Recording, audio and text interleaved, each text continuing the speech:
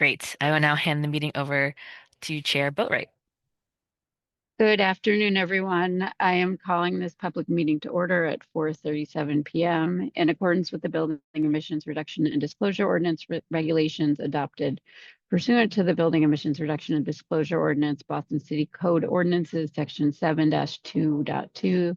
The BERDO Review Board will hold a virtual public meeting at 4:30 p.m. on October 27th to review the following topics in regard to the reduction of greenhouse gases from building energy production and consumption so as to promote the public health and welfare of Boston residents. In accordance with the Commonwealth of Massachusetts Executive Order suspending certain provisions of the open meeting law, we are conducting this public meeting online. To ensure public access to the deliberations of the BERDO Review Board, the public may access this call through telephone and video conferencing. For the record, I'm Jessica Boatright, Chair of the Board, and I will now conduct a roll call of board members. Board members, please say your name in the order that they appear on the slide. Jessica Boatright. Stephen Ellis. Hassan Faruqi. Lori Ferris. Gail Lattimore. Reginald Stovall. Thank you. Staff will now introduce themselves. Hannah Payne, Director of Carbon Neutrality. Diana Vasquez, BERDO Review Board Manager. Diba Mujahid, Building Decarbonization Advisor. Claudia Diaz Martinez, Policy and Equity Advisor.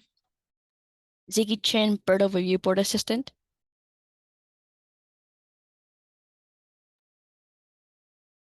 All right. Thank you. Here's the agenda for today's meeting. We're going to start with an update on the BERDO Building Decarbonization Advisor Program. Then we will have a discussion and about the update on BERDO regulations. We will approve, and an update on some regulations. We'll approve the last meeting's minutes. Then we'll have administrative updates, and then we will adjourn. So I'm going to hand it over to Dima for an update on the Building Decarbonization Advisor Program. Thank you, Chair. Oh, hi, everyone. All right, so today I'm going to be talking to you about our Building Decarbonization Advisor Program and giving you some updates on where we're at right now. But first, I'll give you a bit of backstory. So as you all know, working on BERDO, building decarbonization is complicated. We have electrification barriers. So many of Boston's old building stock runs on fossil fuels, such as fuel oil and natural gas. And when a building's infrastructure is older, it can be more difficult and expensive to decarbonize their systems. And the cost of electrification itself is high, and electricity is high too, compared to fossil fuels. Another factor that creates a barrier to electrification is that the grid does not have enough capacity at the moment to support all buildings in Boston electrifying. And not all buildings can. You know, there's some hospitals, manufacturing facilities, or food services that rely on equipment that is not yet ready to be fully electric, given the amount of power it uses. Renewable energy is also scarce. There's not much space for solar panels on rooftops, and renewable energy development is expensive in Massachusetts. Building owners are also hesitant due to the deferred maintenance they see in their buildings that they'd like to address first. And once they do or don't, there's still a lack of funding that needs to be addressed. And the lack of technical knowledge they face and access to resources, especially in communities where English is not the first language, can be a significant barrier to building owners. Next slide, please. And so we've sought to create a program that can advance climate goals, reduce energy burdens and greenhouse gas emissions, and most importantly, support under-resourced building owners. Next slide. This is where the Building Decarbonization Advisor Program comes in to provide technical assistance to eligible building owners. And it does this in a couple of ways. So by helping building owners start their decarbonization planning, by pairing them with building science firms, we've contracted to provide zero overtime plans that detail recommendations on electrification phasing, energy efficient upgrades, and the incorporation of renewable energy, all in line with capital planning, BERDO compliance periods, and mass save incentives at no cost to the owner. A portion of the total funds are also allocated towards financial assistance to support deeper engineering assessments, designs, or energy efficient equipment purchases. Next slide. So we have $1.7 million, about $1.7 million in total funding for the program, and that comes from three sources. The federal government's Energy Conservation Block Grant, EECBG, which is about $660,000. BERDO's Equitable Emissions Investment Fund, the EEIF, gave $500,000, and the board voted to do so on May 13th of last year. And those two sources I mentioned fund the zero overtime plans, and the American Rescue Plan Act, ARPA, funds $500,000 towards those detailed engineering studies or equipment purchases. Next slide. The program supports large buildings subject to BERDO. So if you're a residential building with 15 units or more, but specifically if you're in an environmental justice neighborhood or have Section 8 tenants or below market rents, have most residents earning at or below 80% of the area median income, or deed restricted affordable housing, or self-managed condos with low homeowners association fees. If you're not residential or mixed use, you have to be in an environmental justice neighborhood or be considered a small business or nonprofit. Next slide, please. So how it works is we have an application form where building owners or their representatives can apply by the stipulated deadline. Once that deadline has passed, we review applications for eligibility criteria, and then we match the accepted owners with the relevant consultant, which is a building science firm we procured through a separate RFP. And depending on their area of expertise and what the building owner's needs are, they get matched together. This basically forms a cohort, a group of building owners, and they typically work with their consultants for 4 to 5 months to receive their zero overtime plans. Each consultant has a maximum amount of owners they can take in a certain time period, and that's how we cap the admissions for each cohort. And then we waitlist lower priority applications or those that have just exceeded the limit for this group for reconsideration in future cohorts. During this time, the consultants will work with me and the building owners to obtain energy data, schedule a site visit, and just generally understand what the owner's needs are. Once that's complete, the energy modeling and assessments will be conducted, and then those will be incorporated into the final drafted zero overtime plan, which then the consultant schedules a time to review with the building owner and answer any questions they may have. We have 4 building science firms contracted through 2027. They are New Ecology, Greener U, Thornton Tomasetti, Jaros, Baum, and Bowles. Next slide, please. So the status and participants for cohort 1, we completed that back in June. It started in February of 2025 and finished in June.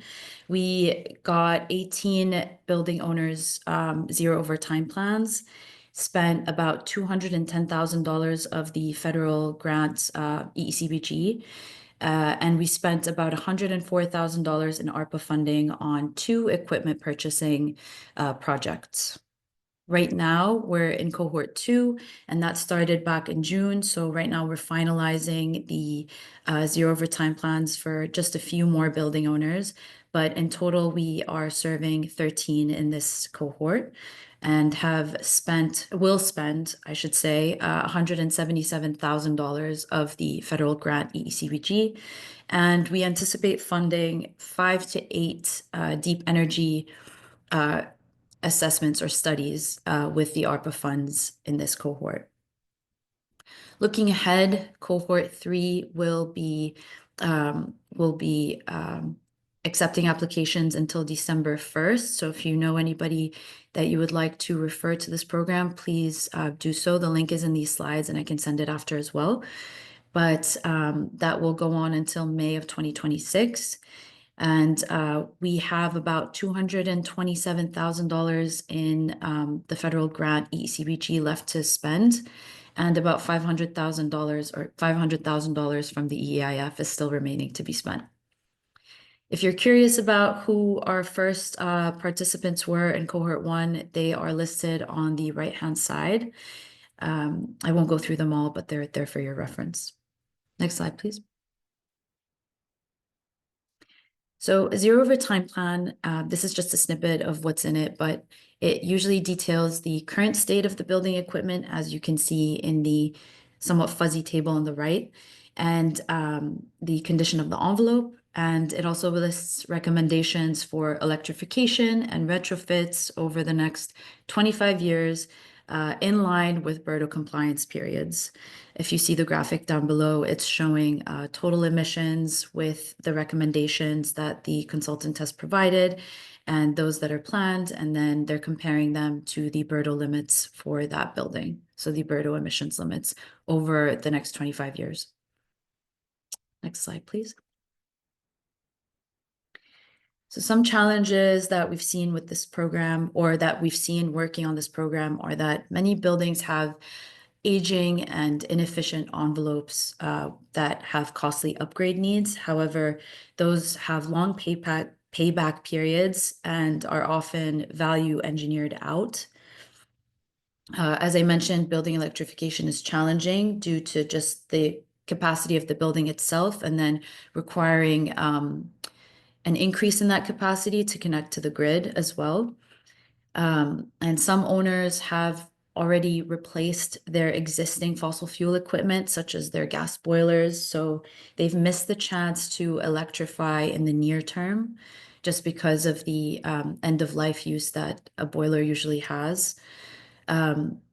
Decentralized systems can shift the heating and cooling costs to tenants, and that might not be an attractive route for some building owners. And then most building owners just lack the capital funds, as I mentioned, and want to rely strictly on incentives, but the incentives can still fall short of filling that financial gap for owners. And lastly, there's a wide variation in documentation. So it's really based off how meticulous you are about documenting your building's plans, the energy reporting that you're doing, because that could make the analysis difficult in some cases for the consultants. Next slide, please. Now, no challenge is without its opportunity. We're very proud to be providing equitable support to all building owners, regardless of prior decarbonization efforts. And we're aiming to provide the support for about 100 building owners in the next 3 years. We've seen that this tailored guidance is really helpful across energy sources, owner types, and building typologies, because each building is just very different. We're also noticing that control system upgrades, so retro commissioning your building's existing systems, can be a low cost but high impact option with a quick payback. Decentralized heat pumps can offer space saving solutions for multifamily buildings with individual units. Domestic hot water electrification on the opposite end of that spectrum is feasible due to its central location in buildings, so there's not much tenant disruption if you want to electrify that particular system in the building. And lastly, partial electrification is becoming an attractive option with fossil fuel serving as a backup, because owners can phase their decarbonization work as they're comfortable while still using the existing technology in the building. And those are my updates on the Building Decarbonization Advisor Program. If anybody has any questions, I can take them at this time. Great. Thank you so much for that presentation. And I'm sorry my internet isn't supporting my video right now. But I thought that was really comprehensive, and I'm really glad that that we're incorporating that work into implementation. And I will pass it around to board members for any other questions or comments, starting with board member Ellis. Yes, I just want to echo what Chair Boatright just said. Dima, thank you for putting this together. I'm glad to see the list of participants and it's actively being used. I look forward to seeing how it can continue to grow because I know folks are still out there that are probably in need of help for decarbonization. So I just, from a curiosity level, like, how have you been finding the program? Because I know most of those folks are working with external consultants, but how has it been going from your perspective, despite your presentation, but more from a personal level?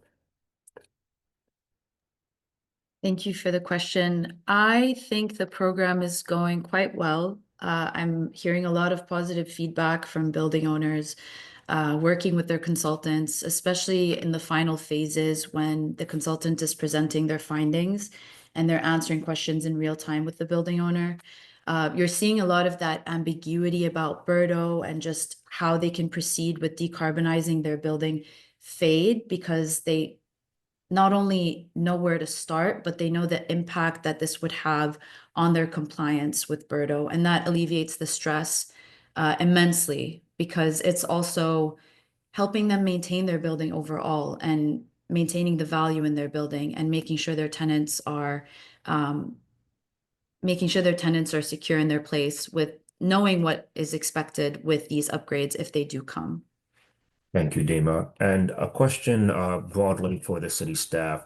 If the funding that was provided by the Equitable Emissions Investment Fund is not used, is there a cutoff date? What will happen? Not to say that I'm trying to say pull back the funding, but I'm just wondering what will happen in the time being. So whomever has the best response to that question, I would love to know. Great question. As Dima said, we're trying to work through the federal funds first, since there is a time limit on those.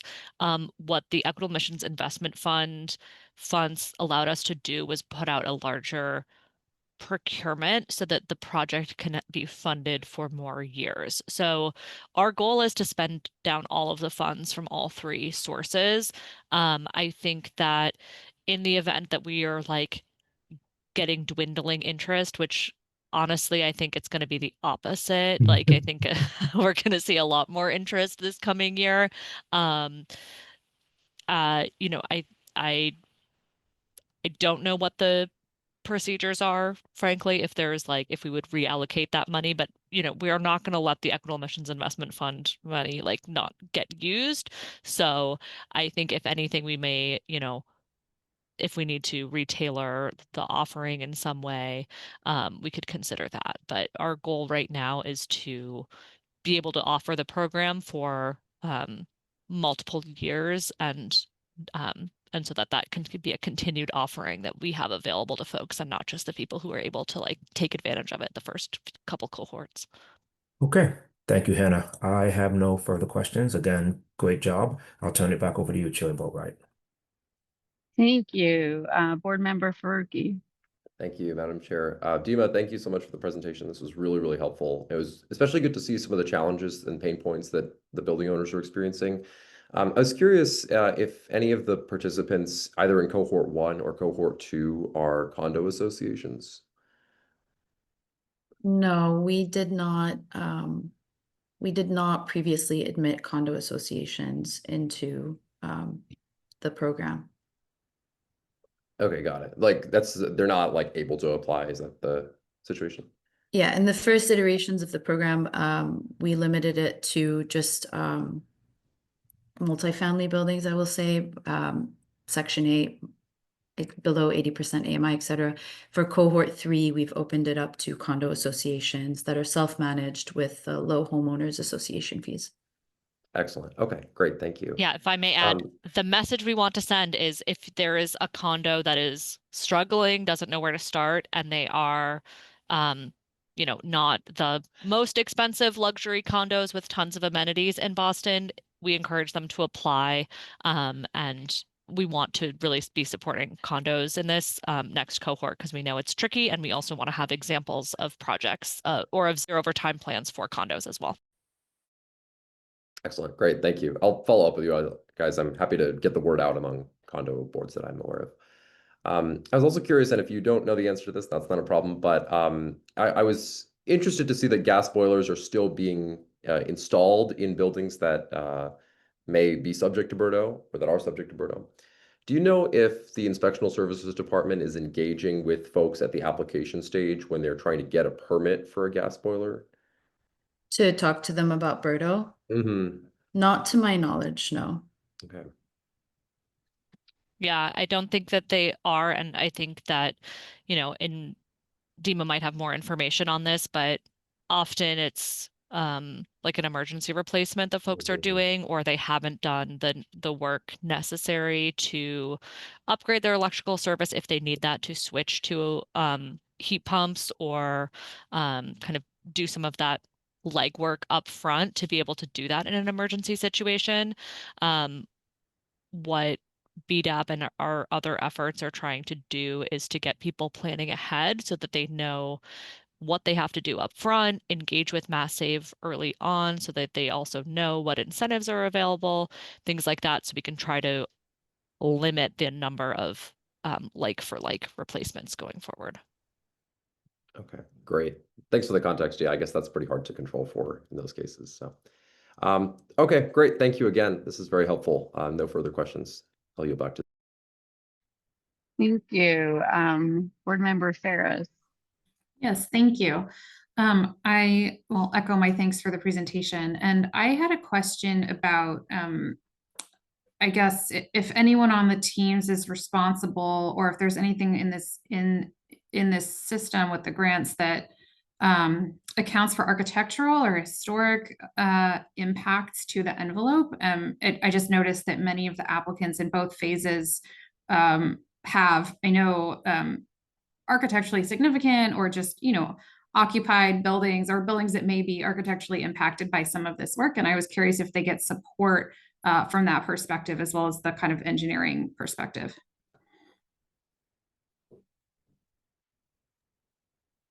Sorry, I missed, can you clarify the first part of your question? Are you saying, do they get support for historic preservation of their envelope? No. I guess I'm saying that in order to comply with BERDO, in order to install the HVAC and envelope upgrades needed to comply with BERDO, there will be architectural impacts to these buildings.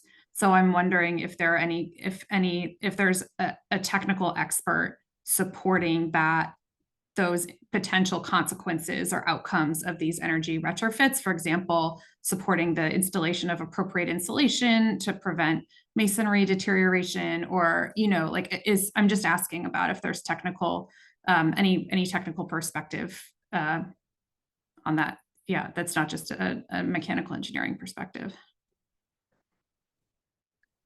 Well, through the program, we have seen a few buildings that have sort of a historic facade that can't be penetrated or kind of modified. So what the consultant is doing in those cases is just recommending in-building work as much as possible without really impacting the exterior of the building. But in terms of our team, we don't have that technical expertise on staff. Yeah, and if I might add that the building science firms are typically engineers, although some may have some architects on staff. The zero overtime plans are also meant to be high level, so they're not getting into the details of actually like scoping out a project. So I think it's a good flag for us though to, take a look at those plans to see if there's anything that kind of jumps out to us as maybe being something that would, need further design support from an architect. But for the most part, it's kind of looking at a high level strategy for BERDO compliance over time. Sure. So it's not saying, put in this exact insulation in this way, if that makes sense. Yeah, that makes sense. Thanks, Hannah, for the clarification. I just noticed that on the slide, it did specify, a number of inches of fiberglass, it specified a type and a thickness of insulation. So I guess it's just, I would consider, yeah, I would just flag that, as you say, Hannah, and consider in the future if maybe there's a way to provide some sort of allowance or have an on-call firm that does specialize in that area, just for, I wouldn't want buildings to be exempted or not pushed as aggressively because someone doesn't have the technical expertise to really understand how to do a deep energy retrofit of a more complicated, like historic assembly or arcane material or something. We have a lot of those in Boston, so I was just curious. Yes, I think maybe if you're willing, maybe we can follow up offline and pick your brain a little bit Sure. about what you might recommend, because we're definitely, we want this to be as useful as possible. And we know that it's in almost every case, building owners will need to be taking this and then doing a more detailed study or Yes. like design plan for the work. But we would welcome any of more specific feedback that you have Sure. on the Thanks. reports. Happy to. Thanks, Hannah. All right, that was my question. Thank you. Thank you. Board Member Lattimore. Thank you. And I agree, it was a very thorough report. So thank you, Dima. I have to say, however, that I was experiencing some technical difficulties during that time, and also in transit. Left my phone in the office, had to turn around and get it, and then was late, and so on and so forth. But in any case, I did hear your piece, albeit while in transit, did not get a chance to see the slides, and unfortunately didn't get a chance to review some of the materials beforehand. So I appreciate the information. We'll also look at the slides, which I assume are available based on what Ziggy sent out. The one question that comes to mind, which may be answered once I review the slides, but want to ask it now, is I heard you say that there was, I think, in the course or the sessions that actually acquired some equipment, and perhaps using some of the resources. Perhaps you said this while I was in transit and I didn't catch it, but I wondered, how that's going, and is there a plan to follow those who actually have, used the funds to not only do the zero overtime analysis, but also have acquired equipment. So just curious, sorry if you said that already, but just curious if there is anything there about the two that purchased the equipment and what the follow-up, if any, would be.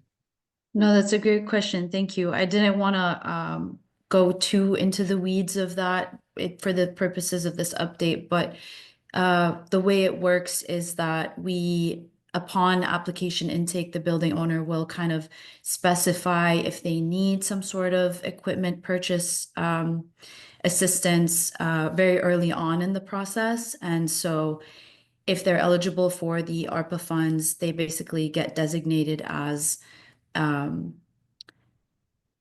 owner who needs that assistance with the consultant, and then the consultant will work with them to basically determine what that equipment purchase is. And I then work with the consultant and receive an engineering narrative that they provide with the energy savings, what kind of system that they're recommending, and that goes through procurement with the city and the contractor that they've hired to basically procure that equipment for them. And then I follow the process from funding it to install. And so we know that it's completed by the end of the project. So it's not that we're just giving them a check and then we're not following up. There's a feedback loop and we know exactly what's happened. So the first project was a rooftop unit that was installed on top of a community center. And the second is window upgrades. So we purchased about 42 windows for an elderly care facility, and those are getting installed as we speak. Okay. And will there be like post installation follow-up too, in terms of energy or savings and or environmental emissions related issues analysis? Yes, I think we'll follow up with them in a year or so, just because they need some time to pass for us to gather that data. But the consultant had they basically do an energy model of what it would look like for their building with that project complete. And so that's kind of what we base our approval process upon, is are we seeing significant energy savings for them, and how is that how is that compared to their BERDO compliance? Thank you. Those are my questions. Thank you. And if I may jump in and just add one point to clarify something Dima said, which I think she mentioned that this piece is from ARPA funding. And I just wanted to let the board know that this is the third pot of money that we have in this program. And it's the ARPA funding that is from like the COVID relief. So one, we have to spend it by September of next year. Dima, what, the end of next year? December 2026. December of 2026. And we have more flexibility with these funds than the Equitable Emissions Investment Fund and EECBG. So that's why we're using that for equipment purchasing, because we have more flexibility to actually do in-building work with that funding. And And just it doesn't cover construction. It just covers equipment purchases and studies. a quick follow-up, given that. Thank you, Hannah and Dima. With the ARPA money, are you required to get like multiple bids, or is it, more streamlined? It's more streamlined than that. We just need to provide the ARPA team with an engineering narrative and the invoices for the equipment purchases. That's great. Thank you. No more questions. Thanks. Thank you. Board Member Stovall. Yes, I wasn't going to ask any questions. Thank you for the presentation, but when you brought up the opera money, where was it? What was it really intended for, or is this what it was intended for? I'm just curious. Yeah, this funding, there's $500,000 that was set aside by the council for residential energy efficiency. We made some adjustments to allow for like nonprofits to be able to take advantage of that too, to knowing that there's a lot of demand for that because of BERDO. Okay, so when you say nonprofits, are churches also, or Yep. buildings of worship, they're allowed Yes. to? Okay, Yep. all right. Thank you. I appreciate you. I yield the floor back. Thank you. Are there any additional questions from board members? All right, great. Thank you. This is really great work, and it was great to hear the update. And I love seeing ARPA dollars in action, doing great things. So I am now gonna turn it over to staff again to talk about the BERDO regulations. So I'm going to hand it over to Claudia. Thank you, Chair. And hi, everyone. I think actually talking about the Building Decarbonization Advisor Program and sort of the work that building owners need to do to plan for compliance is actually a great context for the conversation we're about to have, which is what is going to happen now that BERDO regulations have passed and how the review board can help us plan for support systems and flexibility for owners as we are diving into the 2025 emissions compliance year and reporting for next year. So next slide, please. As a reminder, we were in this 2025 regulations update process during this summer. The regulations were adopted by the Air Pollution Control Commission at their September hearing.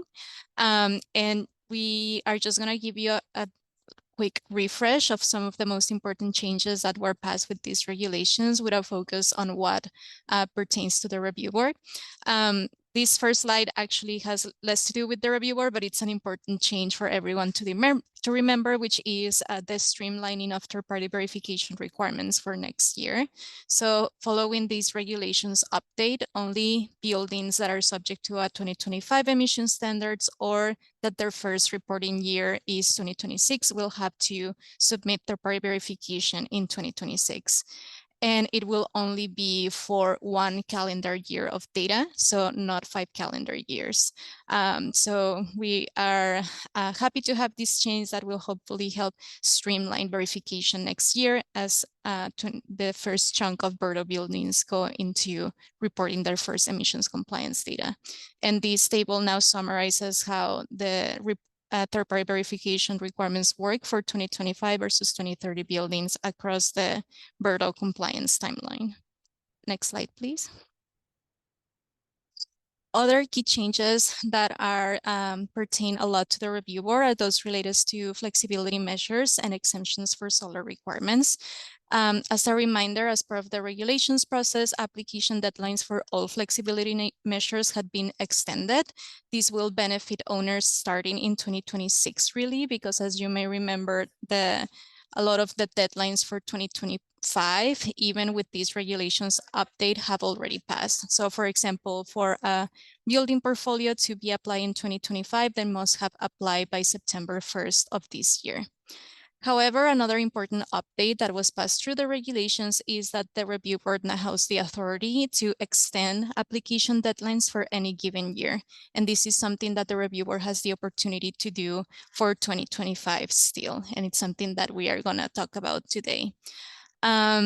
Another just important change to remember is that building owners themselves can now also request to extend the BERDO Review Board's voting timeline for any flexibility measure. As you may remember, regulations set very specific days that the number of days that the review board has to vote on an application, but we have found that building owners sometimes need more time to gather their team, prepare their presentation, and come to the review board. So we are just giving building owners that flexibility to ask for more time when they need it. And also as a reminder, it is no longer required to record any decisions related to flexibility measures in the registry of deeds. And this applies for portfolios, ICS, and hardship compliance plans. Another important change that will pertain to the review board coming forward is exemptions for solar requirements. As you may remember, our regulations set certain requirements of what solar systems can be used for BERDO compliance without the need to buy and retire the renewable energy certificates that are associated to that solar energy. And in a nutshell, building owners do not need to demonstrate retirement of renewable energy certificates if their solar system is located in Boston or in Eastern Massachusetts if it started operations before 2024. I can hear Claudia. Gail, can you hear us? I think Gail might be having audio issues. Okay. Sorry, I guess my internet is unstable. I saw people moving. I just wasn't hearing Claudia speak. Can you hear me now? I hear you now. Apologies. Okay, perfect. No worries. It's good to always check. So what we have found with these solar requirements is we do have several cases of building owners that did enter into contracts with solar developers before 2024, but because of various extenuating circumstances, the solar systems actually came online after 2024. So now in those cases, those building owners can come directly to the review board and request an exemption for those requirements so that they can still use that solar energy for BERDO compliance, even if it started after 2024. We are planning to create a simple Google form for this process, and our goal right now is to bring that form and process proposals to the review board at our next hearing, which I believe is scheduled on November 10th. So you will hear more about this very soon, but just wanted to remind that today. Next slide, please. So with these regulation changes, now we have some flexibility for the review board to consider extending 2025 flexibility measure application deadlines. And I'm going to present on a few of the reasons why we think this would be a good idea for this first emissions compliance year, as well as to consider certain solutions to manage the volume of applications that we can expect to get next year. For your reference, I have listed here all the flexibility measures that have been approved so far for 2025.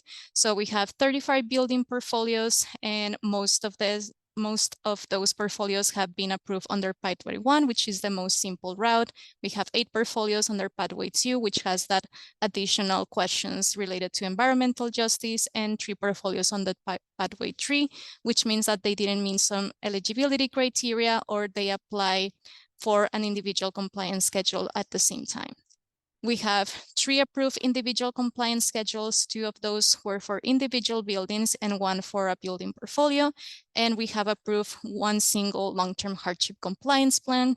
And while we have received more applications for both long-term and short-term hardship compliance plans, we have not approved any short-term hardships yet.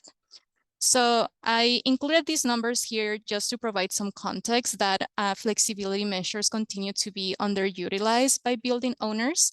And we certainly expect that more building owners who are eligible and would benefit to have, in particular, building portfolios or hardship compliance plans are just starting to hear about these options or understanding the options that they have to come into compliance. But as I mentioned, even with this regulatory update that we just passed, the ship has already sailed for 2025 application unless the review board decides to extend the application deadline for 2025 flexibility measures. And in the next slide, we list a few of the barriers why we think that these flexibility measures continue to be underutilized by building owners, in particular for the hardship compliance plans. But overall, all flexibility measures, I think, have been underutilized because of the overall awareness of BERDO, what emissions compliance under BERDO means, and what are the compliance options that building owners have. As you know, we have done a lot of efforts to improve all of our guidance and outreach and improve the accessibility through quick guides and long guides. And we have all of these hearings, events like BERDO Fest. But the reality is still that a lot of building owners might not be aware of BERDO at all, or if they're aware, they're not fully understanding what emissions requirements are coming for them and the different options that they have under BERDO.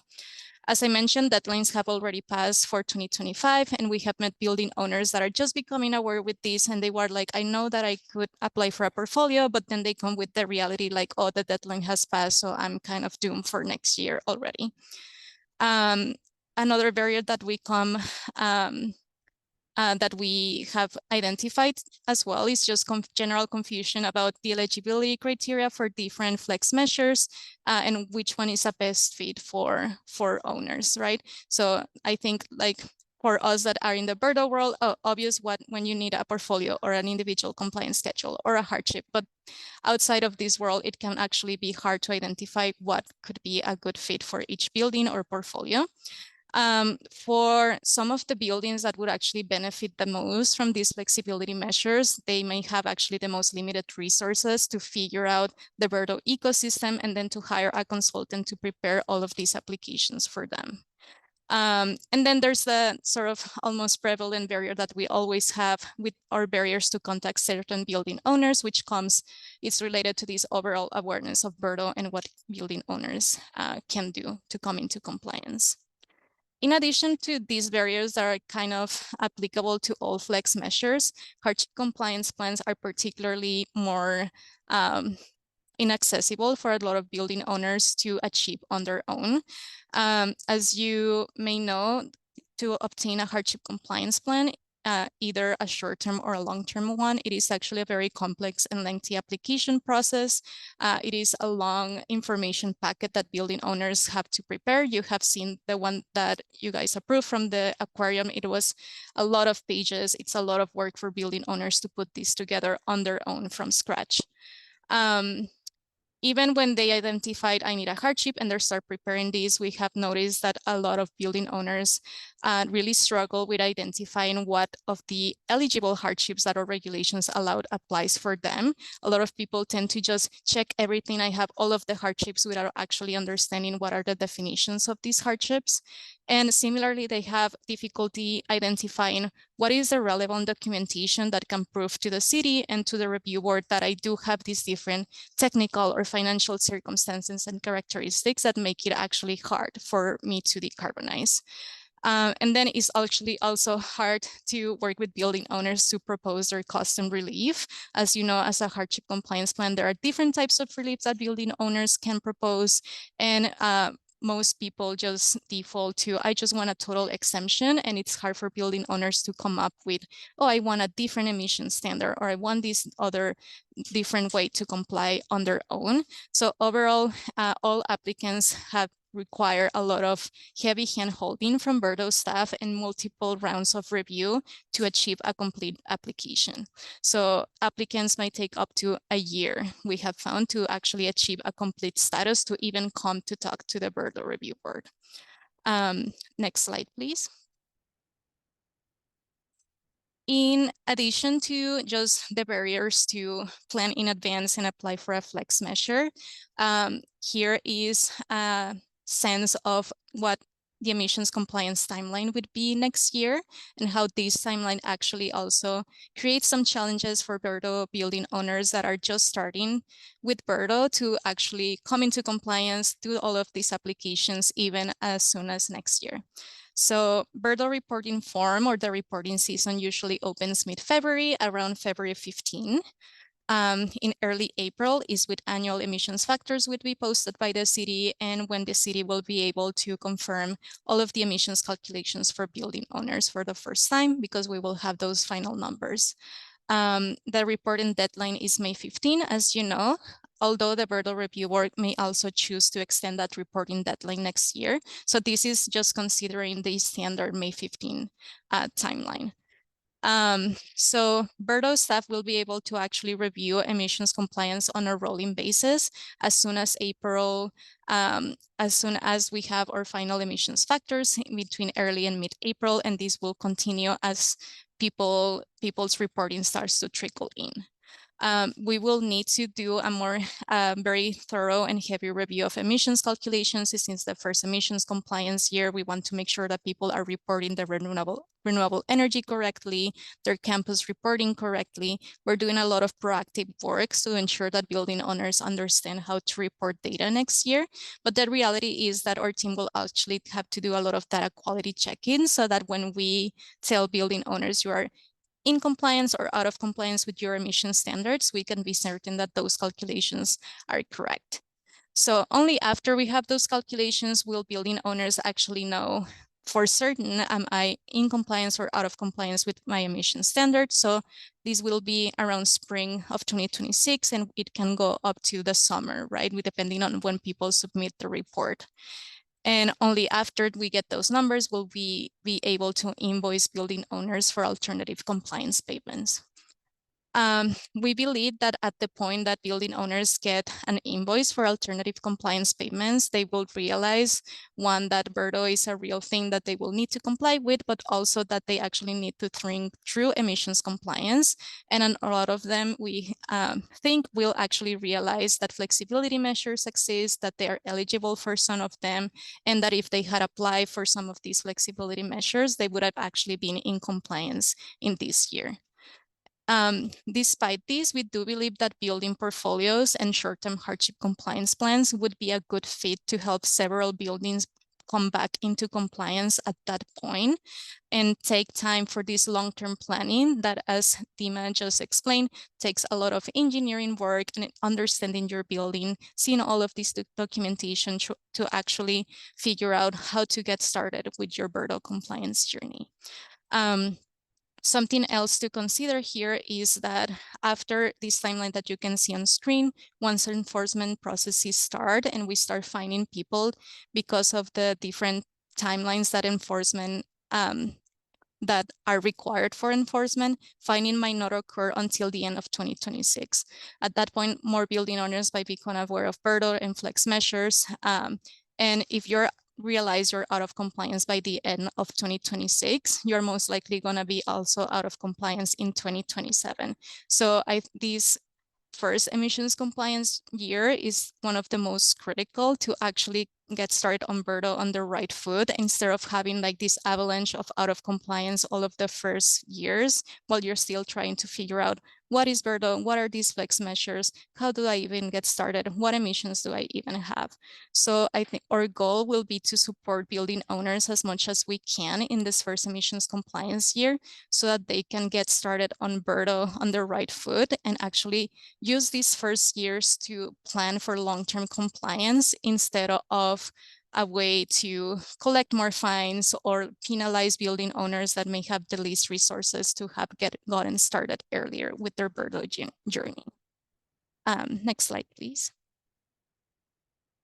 So with all of this long explanation, we have some straw proposals for you to consider. We're not expecting the board to make decisions on any of these today, but we just wanted to present some of the things we've gotten thinking about that we believe could work for building owners, and we will continue to discuss these options in upcoming hearings. The first proposal that we have is to extend application deadlines for 2025 flexibility measures.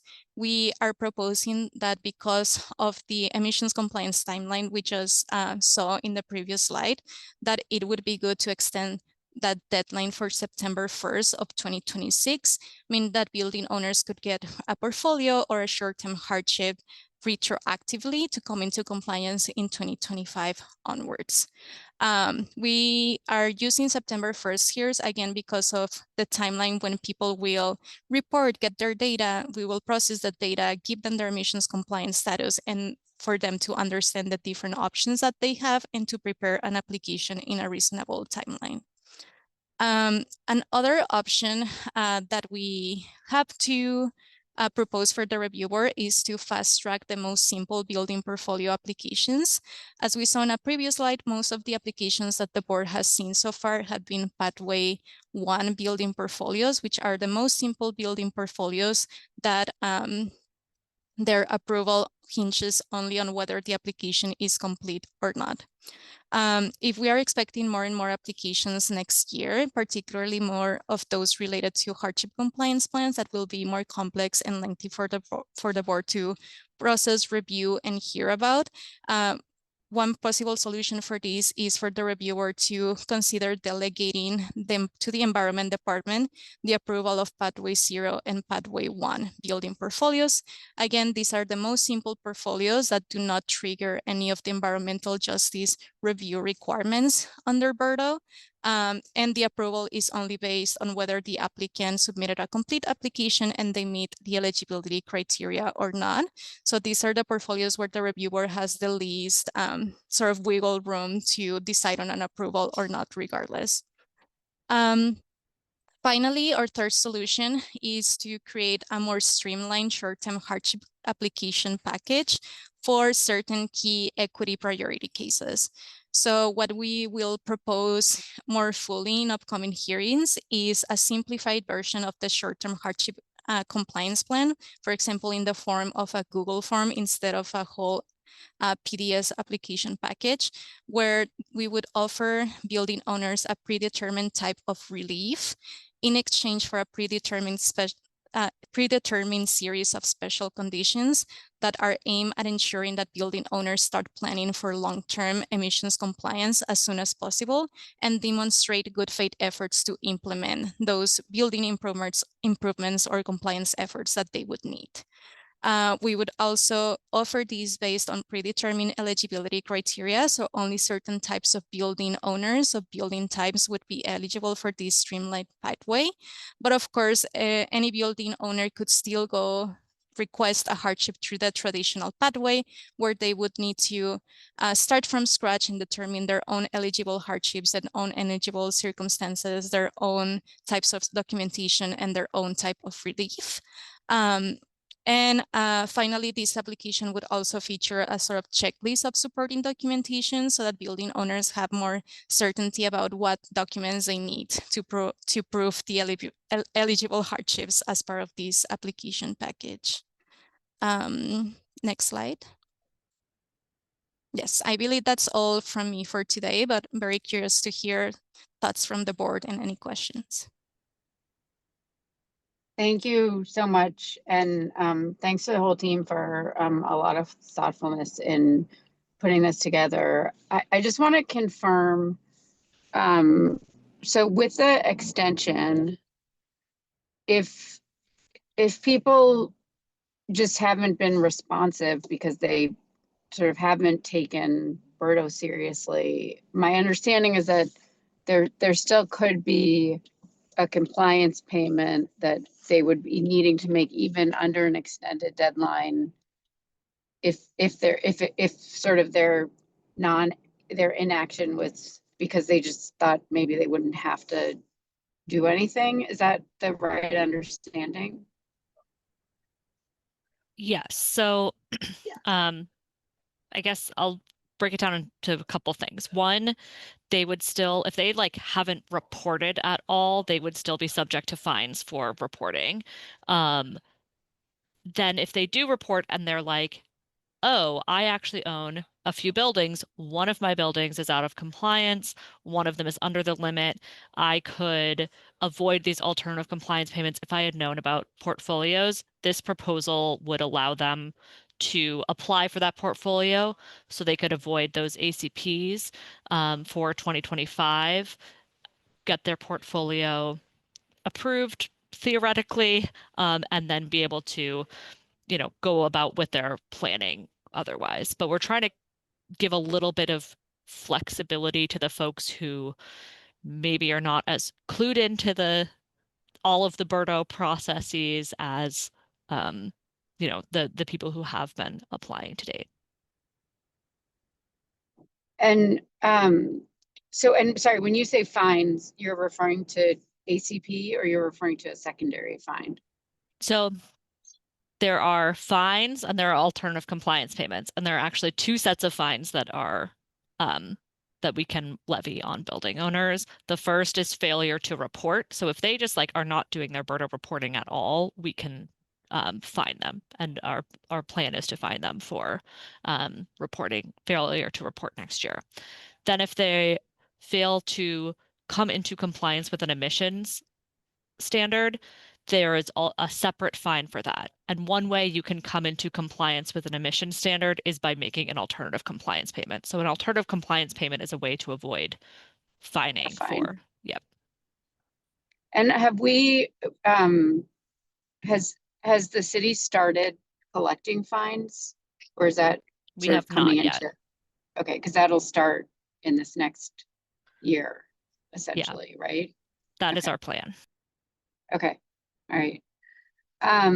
And then my other question is, in terms of the determining who's eligible for the equity cases, is the actual determination gonna be sort of based on a scoring criteria, or are we are we assigning staff to determine it based on a paper evaluation? Like sort of how will we figure out who's in and who's out? Claudia, do you want to talk about what we were thinking, Yes. or do you want me to take it? No, I can get us started. So our preliminary proposal at this point, but again, this would be subject to feedback from the review board, is to look at specific types of buildings or building owners. So for example, deed restricted affordable housing or residential condos, Section 8 multifamily housing, owned by small business, a building owned by a small business, certain types of nonprofits, houses of worship, sort of legacy industrial buildings. So we have a list that we're working with that we would come with to the reviewer to propose.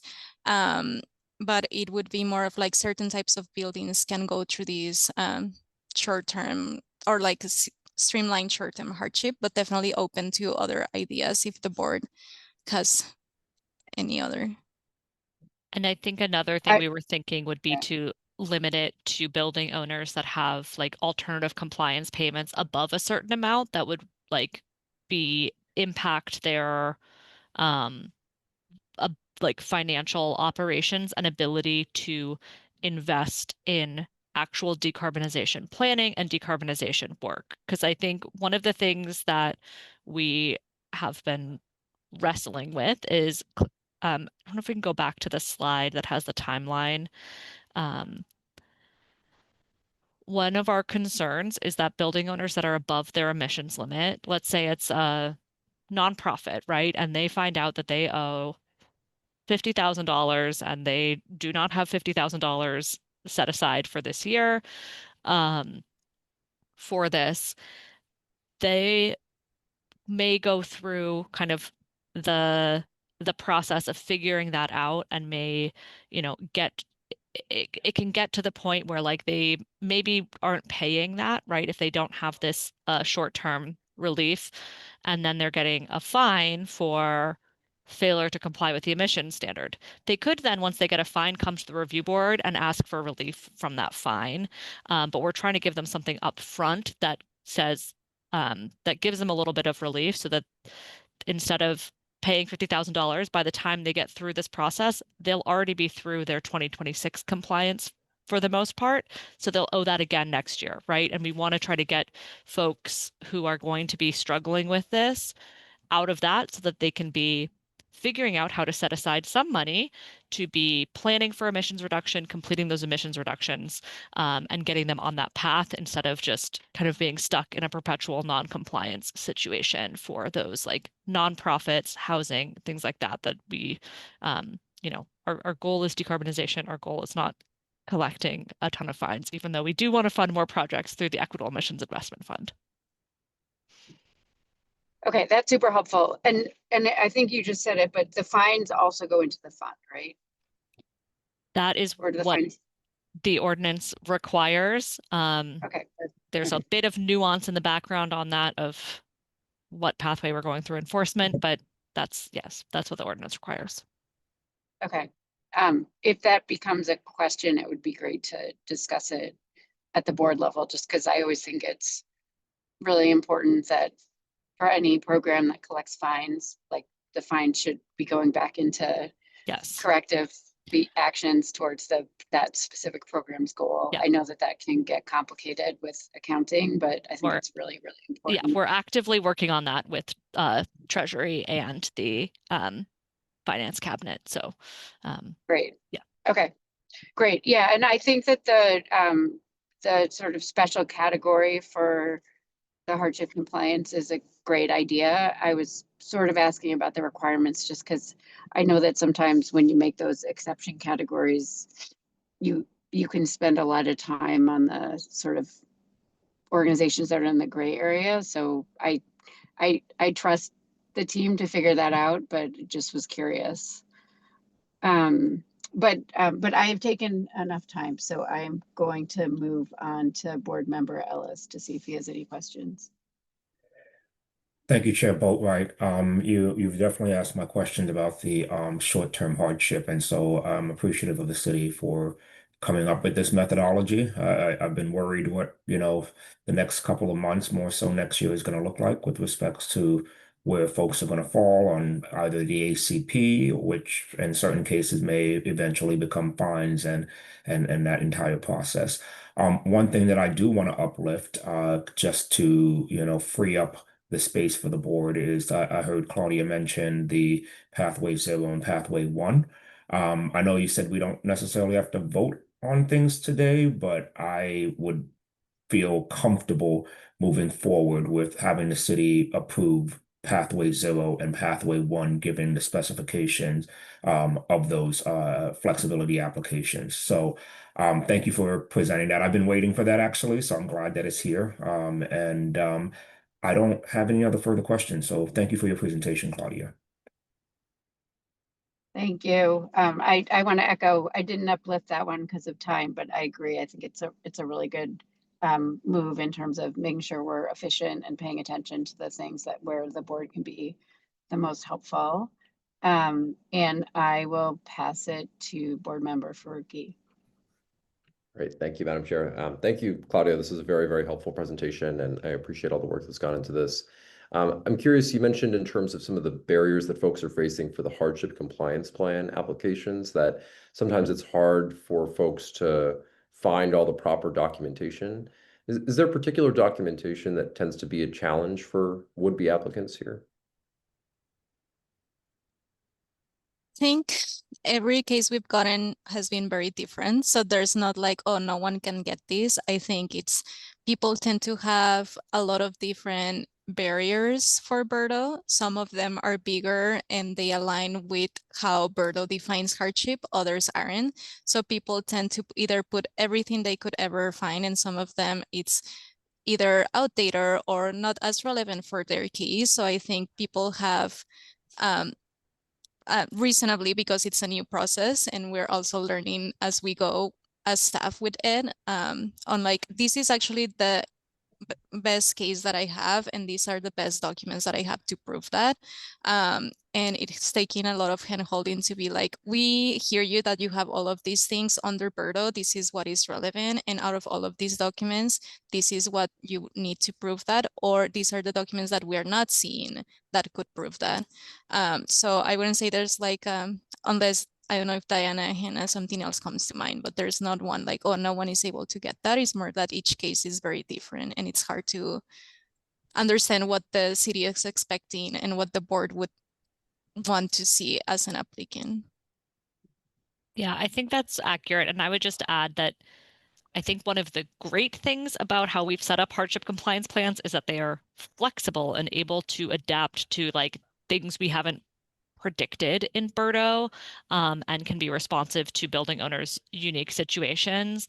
On the flip side, it's hard to build a compelling argument when you're like, I don't actually totally know what you're looking for, or like there aren't a ton of examples that we can show them. I think in general, it's like, we see a lot of folks who are like, I know this is going to be expensive and hard, and I want relief. And then it's actually like a process of kind of getting them to understand their building a little bit more, understand what the cost might be, what flexibility options they might have. Like the way we've envisioned the hardship compliance plan application is like going through all the steps, like you've done your due diligence. And I think with these early applications, folks haven't necessarily done all of that due diligence before they apply. And then there's actually a lot of homework to do. Got it. Okay, great. Thank you both. Yeah, I appreciate this, special category to provide a streamlined approach, but I was looking to see if there's a way to streamline the application across the board, but it doesn't seem like that's maybe the case with this specific issue. So that's helpful. Also, in terms of the fine enforcement, I know on the timeline you had the timeline for assessing or invoicing for the alternative compliance payments. Is it the same timeline that you're going to use for assessing fines? It is an even longer timeline for fines because of the legal requirements for noticing, and like we're going to give like unofficial warnings to folks like you're going to be out of compliance, you need to take action, right? And then there's kind of like once we issue a notice of probable violation, then there's a certain time period that needs to lapse, and then a notice of violation, and then there's an appeal period. So that actually goes like, we anticipate like we would reach the end of the fining cycle like early 2026. Is that right, Claudia? Sorry, end of 2026 or early 2027. Yes, Yeah, thank you. yeah. Yeah. So it's even more prolonged period for fine collection. Okay, got it. Good to know. Thanks. And if they're appealing, are they appealing to this board or the commission?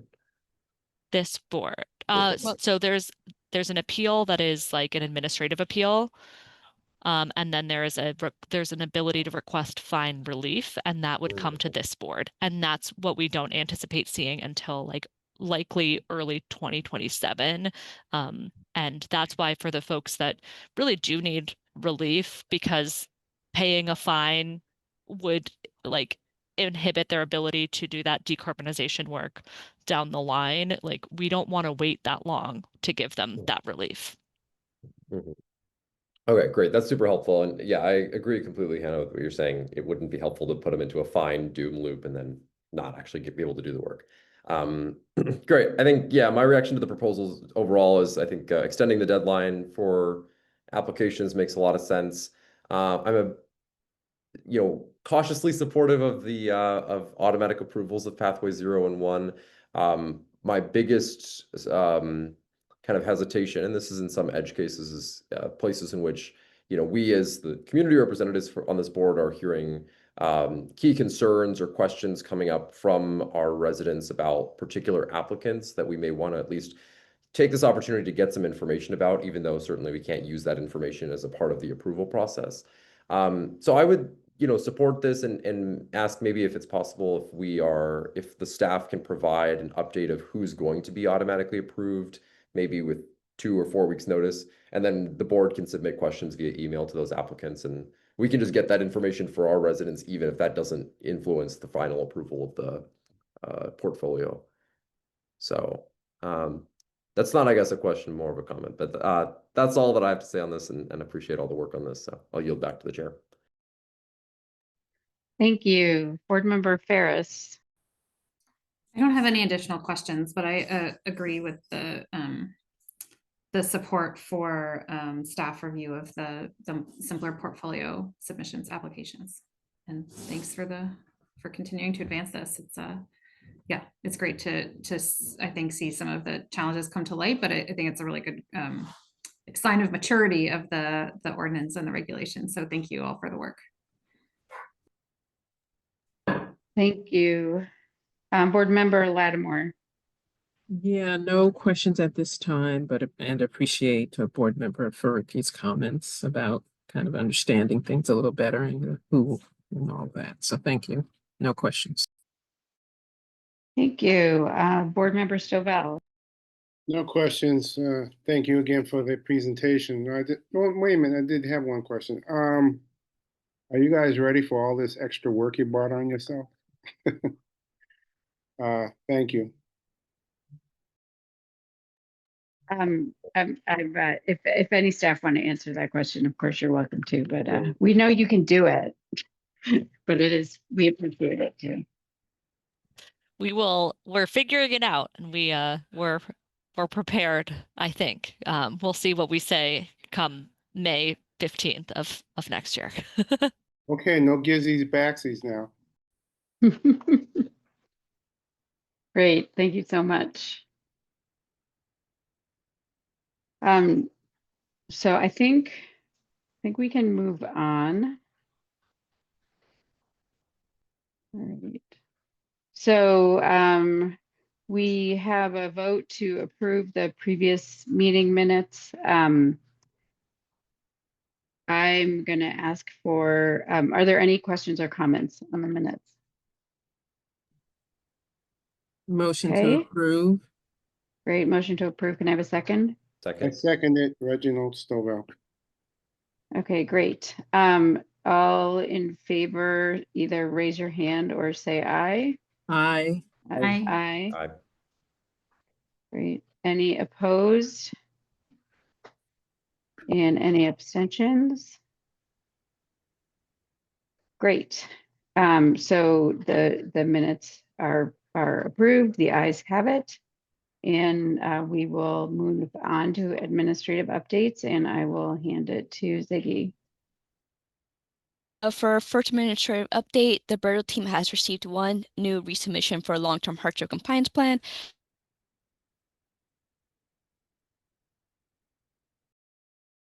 Oh, Ziggy, your audio fell out. Can you hear me now? Wasn't just me this time. Yes, we just heard the one hardship compliance plan, and then you fell silent. Just Nope. kidding. It went back here. I can jump in. Thank you. Okay, so for administrative updates, as you just heard from Ziggy, we've received one new resubmission for a long-term hardship compliance plan. As you've heard with both Claudia and Hannah, we tend to do feedback with folks who submit their hardship compliance plan. And so when we say we have a resubmission, that's sort of after we give them feedback, what seems like it's missing, they submit again, and then we review that application again. It is not uncommon for applicants to get at least a couple of rounds of revisions before that's just our effort so that the application is totally completely complete by the time it comes to the board. So we've received one resubmission for hardship compliance plan. We wanted to give a reminder around disclosure. So the D in BERDO, it's the Building Emissions Reduction and Disclosure Ordinance. Each year we publish buildings data on our platform called Analyze Boston. The city of Boston is required to do that by October 1st.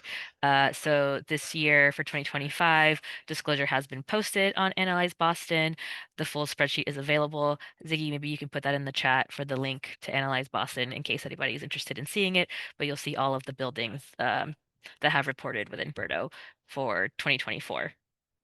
Last week on Yep, last week on Thursday, we hosted BERDO Fest. Here are some photos from the event. We had about 250 people who attended. Thank you, board members, for helping spread the word. We think the event went really, really well. I think it was very successful. And thank you, Hassan and Jessica, for attending. We were very excited to see some board members come in person. You'll see here Jessica speaking to Claudia. So really, really excited that you were able to join us. And yeah, thank you everyone for helping spread the word. We think it was really successful. And I think maybe at the next meeting, if we have space on the agenda, we'll try to do a more thorough report back with just a little bit more information. But yes, it was very well.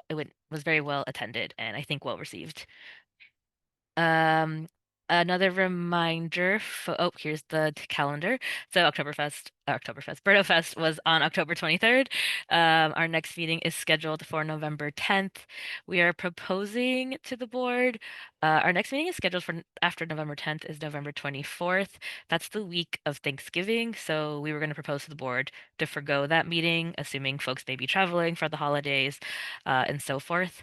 And then on December 8th, as you may remember, each year the BERDO Review Board must host a tenants/renters meeting. We did it in December last year. We're proposing on holding it on December 8th of this year. So that type of meeting is a little bit different. It's more tailored towards the general public and tailored towards renters and tenants. So the board doesn't typically vote on applications, but we more share resources, provide updates, that kinds of thing. And so we're proposing that be on December 8th. And, we're gonna hopefully conduct some more outreach and ask the board members again to help share that as well. And I think, oh yes, one last update. Based on some feedback that we've heard from the board regarding the narrative question for applications that trigger the need to make an emission standard compliance plan, we did add or edit some of the language in the preliminary and sort of the question that asks for um, a narrative feedback or a narrative response. I'm sorry that the picture is so small. It's a screenshot of what the application actually looks like, but the text here in blue are the new additions. So in addition to the questions that were already there, the narrative question now asks that the applicants provide information on how they currently engage their tenants regarding decarbonization projects and any plans they have to engage residents on larger projects. Also to provide any information regarding preliminary thoughts on sequencing of projects, including what they take into account when assessing which projects are completed first. We also retitled the narrative question to be called Preliminary Compliance Plan Narrative. We've been shorthanding it as the EJ narrative, but I think based on some of the feedback we heard, we felt that that was a little bit of a misnomer. So now that it's titled the Preliminary Compliance Plan Narrative, the hope is that that makes the intention of the answer a little bit more clear to applicants and anybody who comes across this question. Um, and then that screenshot is what the actual application form looks like. Yeah, sorry that the text is so small, but it has all the bullet points that are asked of building owners or applicants when they come across this question. And that's it. I hand it back to you, Chair. All right, does anyone have any questions? Yes, I threw my hands up. Just two things. I do want to, I'm not going to have this drawn out right now, but I do want to chat with either you, Diana, or someone else about the way data is being disseminated on Analyze Boston. I'm having a sense that over the last few years that there is a lack of commonality in terms of the fields and the way it is set up. And so that can be a bit of concern when you're trying to do any type of comparative related analysis. I see Hassan nodding because he's familiar with that as well. So I do want to talk to you about the way that the data sets are being represented and figure out how to make sure that the year to year has clear comparisons amongst themselves. That's the first part. The second part, just confirming with the December 8th meeting, that would be our last meeting for the year.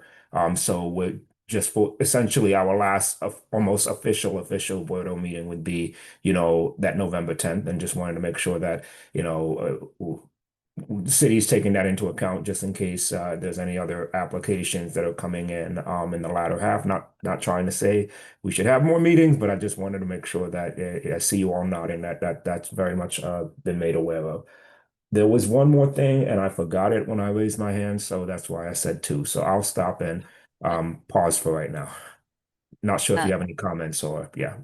yeah, I can respond to the scheduling one. Yes, so Ziggy and I did go through sort of the current applications and their timelines, and we should be okay to forego the meeting that's originally scheduled for Thanksgiving week, and use December 8th for a renters tenants focus meeting and still be within our application sort of required timelines. So we don't foresee an issue, but if it does come up, we will certainly let the board know. Okay. I remember my third one. Thank you for your mentioning of the update to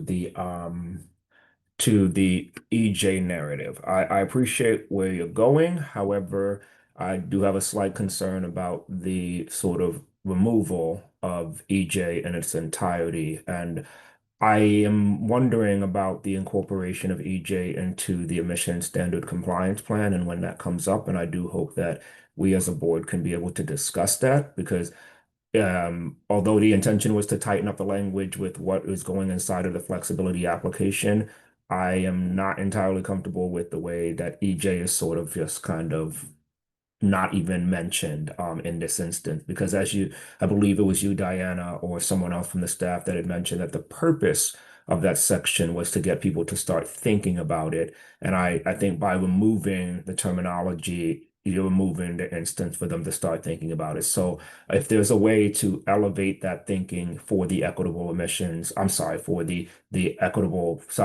compliance plan. Oh my goodness, it's late.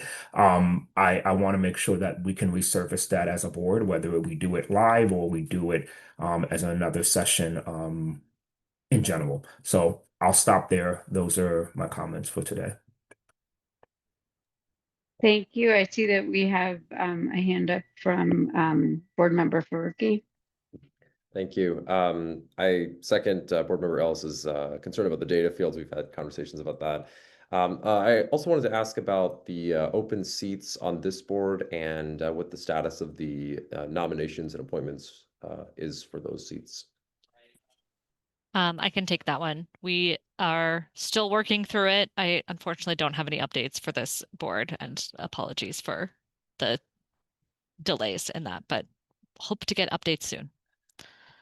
No worries. And on the data front, definitely want to connect with you on that. Aiden's the best person to talk to on that. But feel free to reach out to me and Aiden, and we can touch base on that. Great. Thank you. Yield back to. Thank you. Board Member Lattimore. Thank you. I want to echo Board Member Ellis's comments about the EJ component. I think that that is a really important piece to make sure that we stay focused on. And so I want to echo that. And then I also would look forward to getting more information on the attendance at BERDO Fest. Just curious about how many kind of regular folks came out. Sounds like a good turnout. Just wondering how many of those were we call them regular folks in my industry as opposed to professionals. So look forward to hearing more about that. And sorry I couldn't come. I'm in the midst of transition right now. Thank you. I yield back.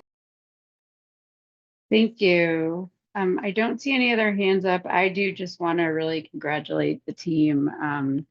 I think it will be great to see some of the data from the event, but there was a great feeling in there. There was like great buzz, a lot of people listening to the panels, a lot of really interesting vendors. And it was not a traditional event for a city department to put on. And I know that whenever you do something that's a little out of the ordinary, it presents challenges. So it was just really great to be there. And I hope everyone had some kind of celebration afterwards because it was a great day. So congratulations. And I think we can move on Motion to to, adjourn. okay, Second, motion from Board Member Ellis. I think I heard a second from yes. Board Member Lattimore. All right, all in favor, either say aye or raise your hand. Aye. All right, are there any nays? All right, I think the ayes have it. So we will we'll meet again in 2 weeks, and I'll look forward to it. Thank you, Have a good everybody. evening. Bye. Bye. Thank you, everyone. All right.